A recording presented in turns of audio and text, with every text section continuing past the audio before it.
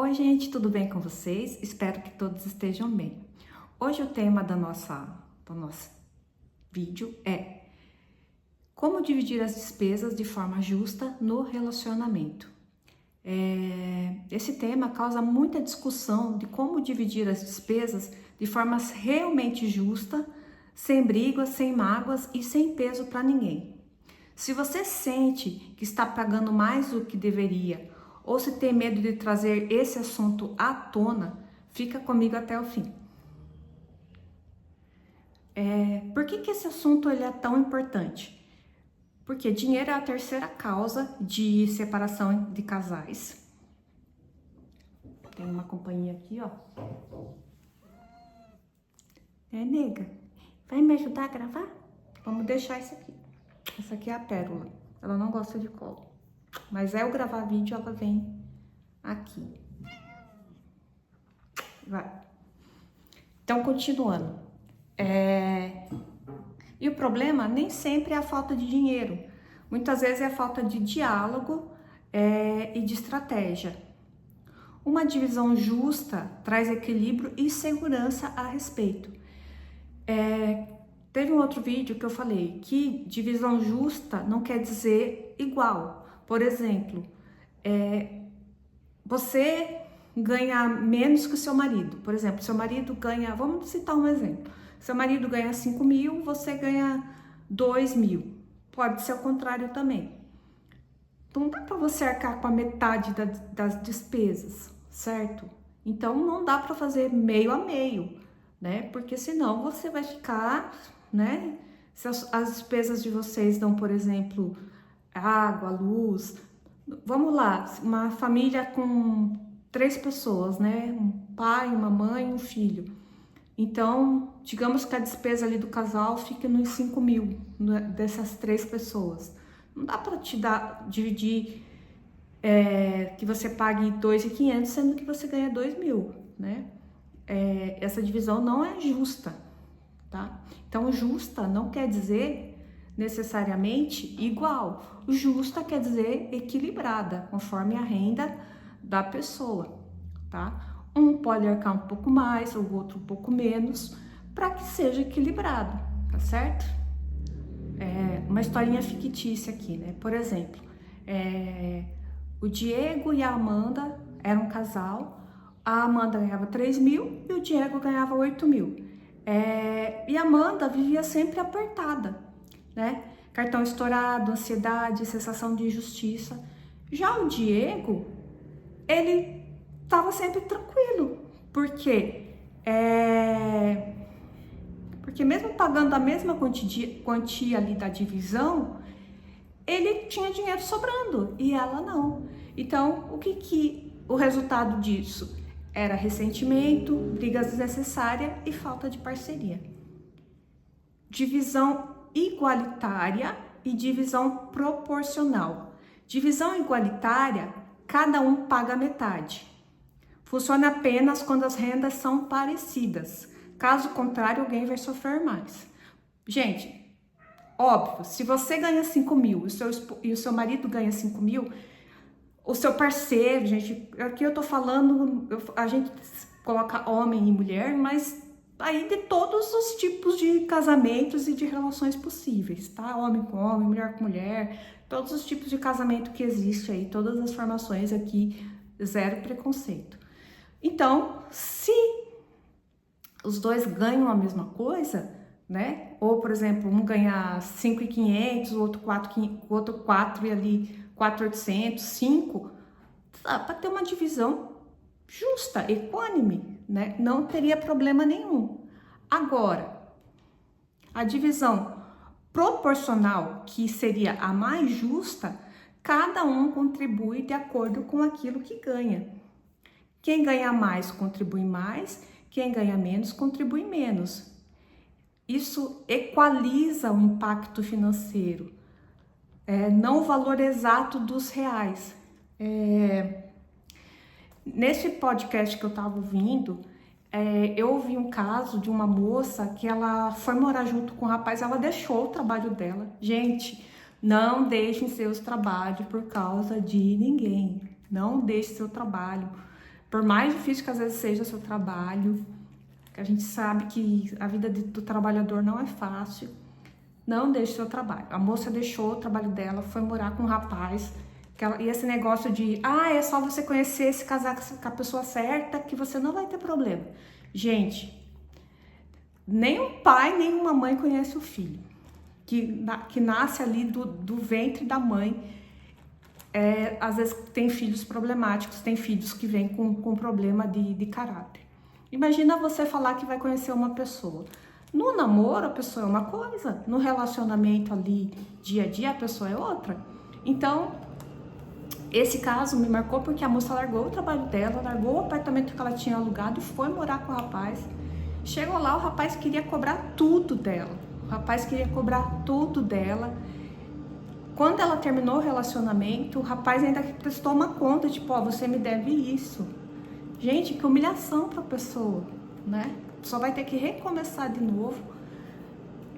E a gente, igual eu falei, você não conhece ninguém, gente. A gente não conhece ninguém. A gente só conhece uma pessoa de verdade a partir do momento que você convive com ela todos os dias. Aí você vai conhecer. Agora, por namoro, ele é um namorado lindo, maravilhoso, uma namorada linda, maravilhosa, perfeita, blá, blá, blá. A família é tudo lindo, tudo me ama. Gente, isso é balela. Balela no dia a dia muda. Há casos sim que a pessoa tem que essa mesma pessoa que a pessoa namorou é muito melhor ainda depois que casa. Mas há muitos casos que isso não acontece. Como aplicar essa divisão na prática? Tá? Aqui vou dar algumas dicas, tá bom, pessoal? Calcule todos os gastos que vocês têm em comum. Aluguel, luz, água, mercado, internet, transporte, pet, se tiver plano de saúde, para os dois, para o casal ou para os filhos, coloque tudo isso nas suas anotações.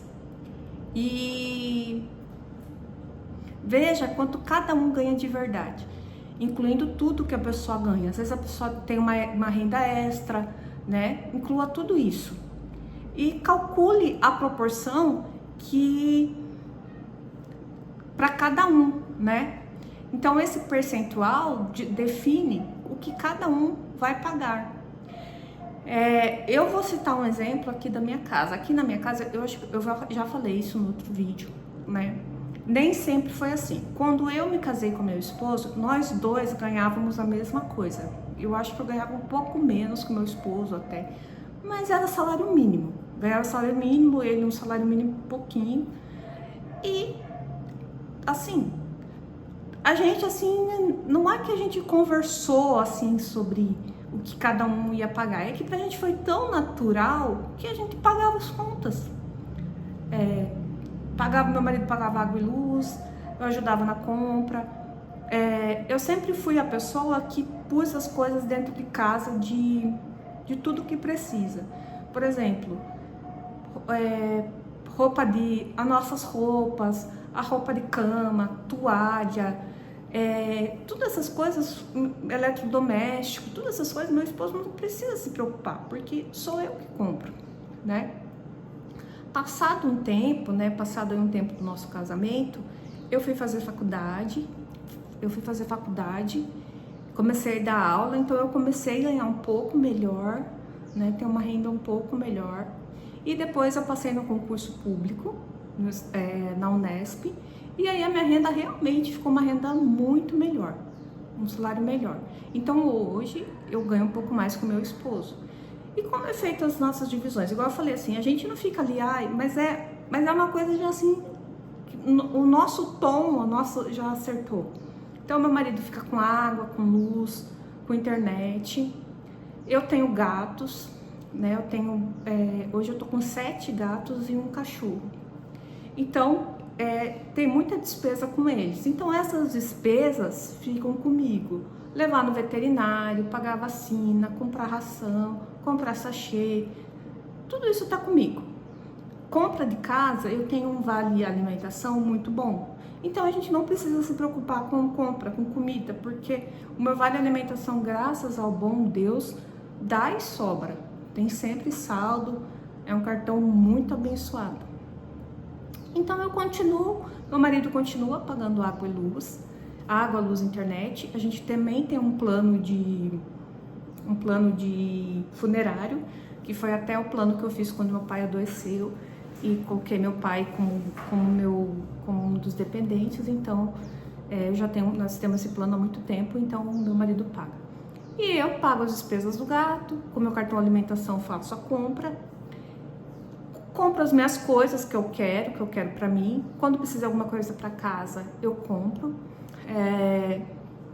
E assim, o que sobra do dinheiro do meu esposo, ele guarda, ele tem a reserva dele, ele tem a poupança dele. O que sobra do meu dinheiro, eu guardo.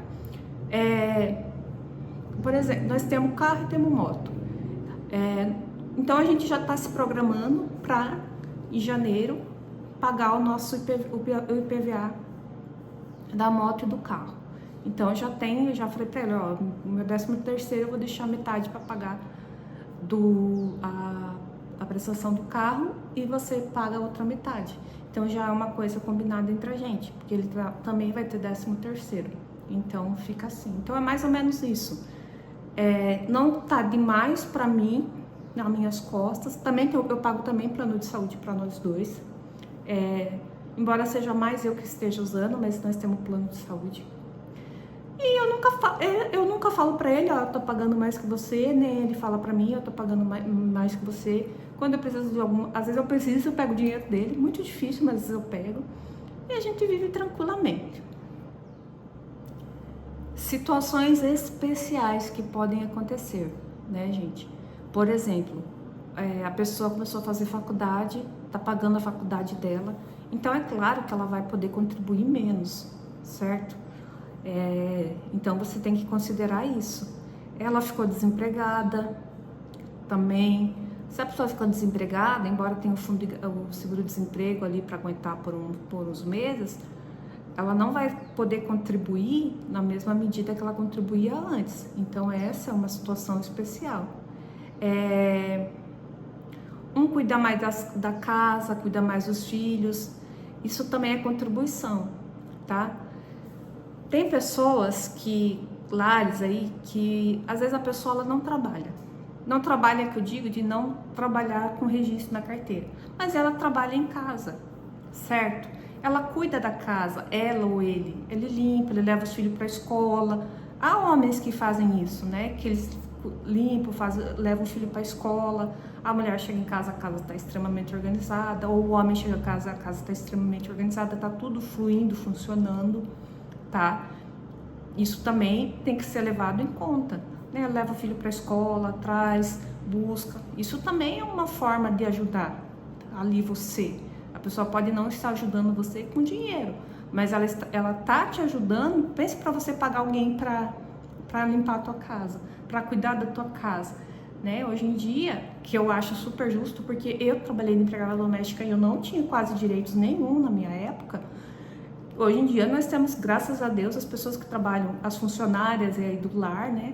Elas têm todos os direitos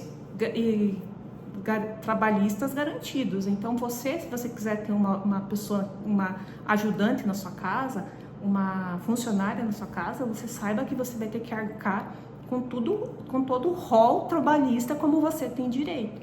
Então, se você tem uma pessoa, seu companheiro, sua companheira, que já te ajuda, então você já tirou ali uma boa. Ai, gente, a gata veio aqui de novo e o vídeo está e eu não vou apagar o vídeo porque eu tenho preguiça. Nós estamos falando de educação financeira e você está atrapalhando.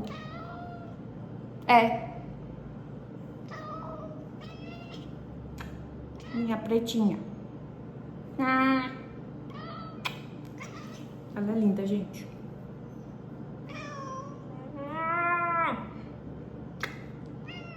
Eu não vou apagar. Gente, eu tenho um problema sério.